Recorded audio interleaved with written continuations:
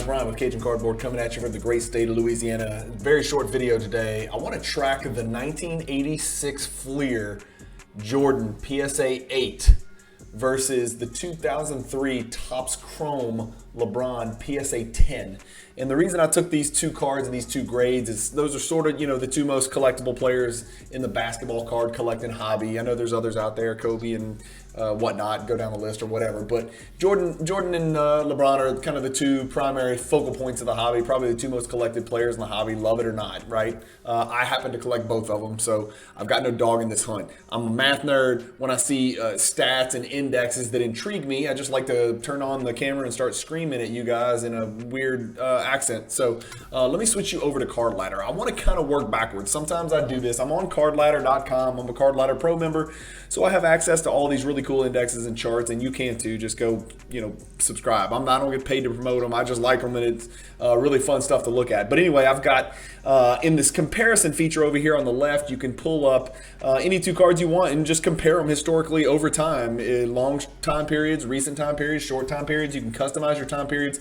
But I want to show you something because it's really unique, and I don't have it's not like this is a gotcha where at the end of this video I'm going to say, and that's your answer. Like, I am literally asking you to look at what I'm looking at and think about it and kind of surmise or come to some conclusion as to what this means, why it happened, and it's just sort of I guess a financial statistical anomaly. It's strange to me. So I've got, down here we can look at the data, right? And so the 86 Fleer Jordan PSA 8 is down 8% over the last month.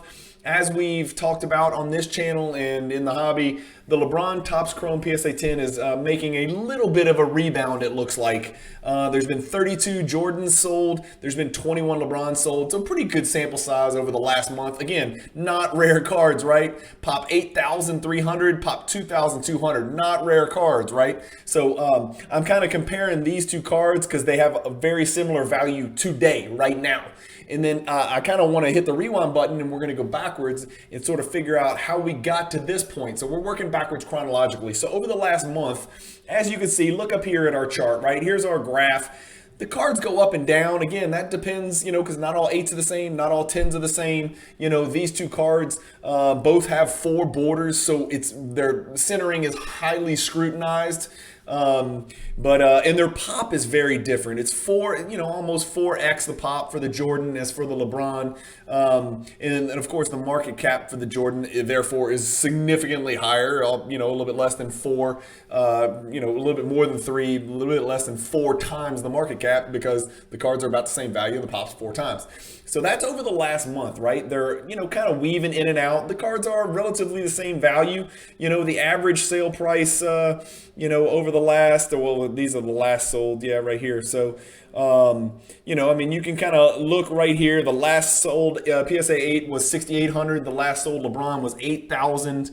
8,085. A month ago they were 7,400 and 7,100. So even a month ago they were even more consistent, approximately the same value. Obviously the Jordan's coming down a little bit. LeBron is starting to tick back up a little bit. But let's scroll out and let's look at 3 months, right? So still the same thing, right? Sometimes the Jordan sells for more. Sometimes the LeBron sells for more. As I move my cursor over these, it shows you the green, of course, is the LeBron. The blue, of course, is the Jordan. And you can kind of see that they're weaving in and out. Sometimes the Jordan's more valuable, sometimes the LeBron. But on average, they're about the same value. So that's interesting. There's the start value from 3 months ago, very close. And like I said, they interweave together, like they look like they're tangled up like shoelaces. So one could go for more than the other. They could go for the same. I mean, on some of these dates, it looks like it's almost identical, 7,000 and 67.83. Okay, so let's scroll back a little bit more to 6 months. 6 months we start to see, and again, remember, we're working backwards. So 6 months ago, we're starting to see that the LeBron PSA 10 was worth a pretty substantial amount more than the Jordan. The start value for the LeBron, it was about a $9,200 card, and the Jordan was about an $8,000 card. So about a $1,200 difference. I mean, that's nothing to sneeze at. That's a good 10-12% difference between the value of the two cards. They've been on a similar track over the last 6 months, down 12%, down 14%, whatever. But you can see a gap here. They're no longer shoelaces intertwined. Yeah, they meet right here. Yeah, they meet right here. But generally speaking, the LeBron Chrome PSA 10 was worth more. Let's get back a year from today, okay? Much bigger disparity. The LeBron Chrome was noticeably more valuable, not even remotely close, significantly more valuable. We're talking not quite 2x, but significantly more valuable. Like right here, there's 2 price points. That's almost 2x. 16,000 LeBron PSA 10 sold for on September 6th, 2021. That's exactly a year ago. The Jordan PSA 8 sold for 8,200 on the same day. So at that point, about a year ago, the LeBron Topps Chrome was double the value of the Jordan. Let's scroll back again. Let's go to 2 years. All right, now we can clearly see that for a pretty substantial time period over the last 2 years, maybe I should say the past 18 months, the Jordan was about half the value of the LeBron. If we look at the start value, 12 and 6, and we look at this graph, if we can find some that intersect where they both sold on the same day, here you go, 31 and 17, so almost 2x.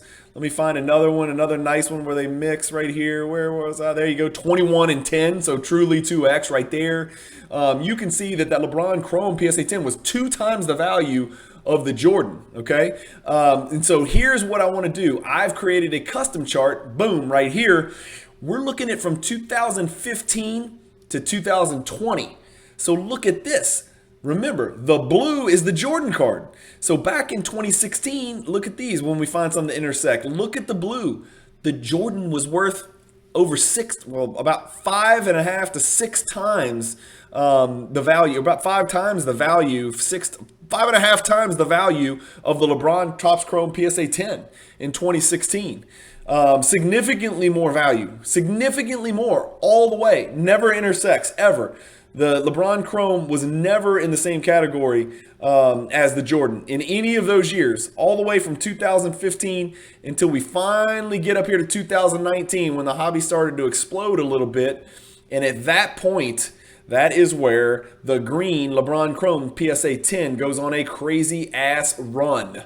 And it runs and runs and runs and it intersects, and then the green takes off, which is the LeBron takes off, and the Jordan actually dips down here, and then the Jordan starts to take off, and that's when we get to right here, to where it's 2 years ago. So just interesting, that was, I saw that and I was like, it's one of those things to kind of keep in mind. It's a good hobby lesson to remember that just because, we oftentimes do this, right? We say, well, if the Jordan's worth this much, the Doncic should be worth this much. But as demand changes and as, active players do things like LeBron wins a title somewhere on this timeline, LeBron won that title with the Cavs and the Heat and the Warriors and all that, things tend to flip-flop. So where players rank in hierarchy as perceived by the collector community won't always stay the same. So I just thought this was really cool to see that, Jordan used to be 5 or 6 times as valuable. And then, at some point their paths intersected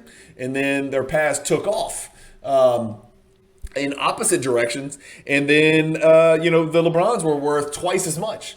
But then over the recent, 6 months, they've come back to where they're shoelaces, right? And so they're intertwined again. I just thought that was really interesting and wanted to share that with you guys and just show you that, when you're dealing with one active player or 2 active players or one active player and one retired player, a lot could change. It can be very volatile. Prices can change. They can fluctuate and they can intermingle. But that's just a really cool accounting of 2 of the flagship, rookie cards for these 2 great iconic all-time players.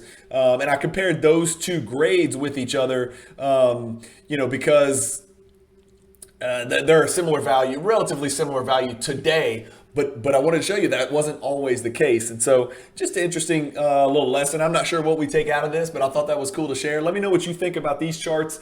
Let me know what you think about these 2 cards. I thought it was interesting that, over the last 6 months where we've damned high population cards, the significantly higher population card is the Jordan PSA 8, and it actually closed the gap on the LeBron during this period where people are like, too much pop, too high pop, don't touch high pop stuff. Well, PSA 8 is 4 times the pop of the PSA 10 LeBron Chrome, and it caught up to it. And so, maybe that has a lot more to do with, the current today perception of LeBron, the fact that the Lakers didn't make the playoffs, or that he's kind of trapped in this situation where he can't win another one.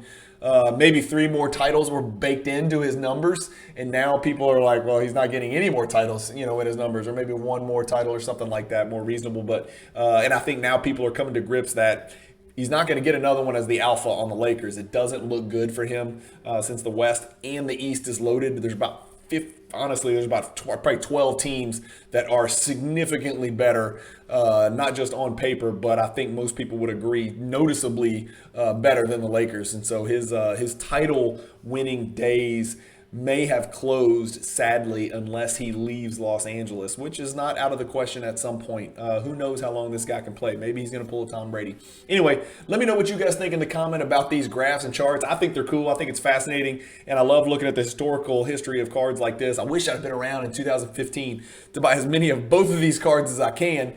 But I've owned my share of both of those cards and those grades over the years, but it would have been fun to collect in 2015. It would be even more fun to invest in 2015. Anyway, let me know if you guys have any great stories about these 2 cards and what you think about these charts and graphs on Card Ladder. I appreciate your time and watching the videos. Thank you guys for watching. Keep collecting. Stay positive in the hobby. Peace.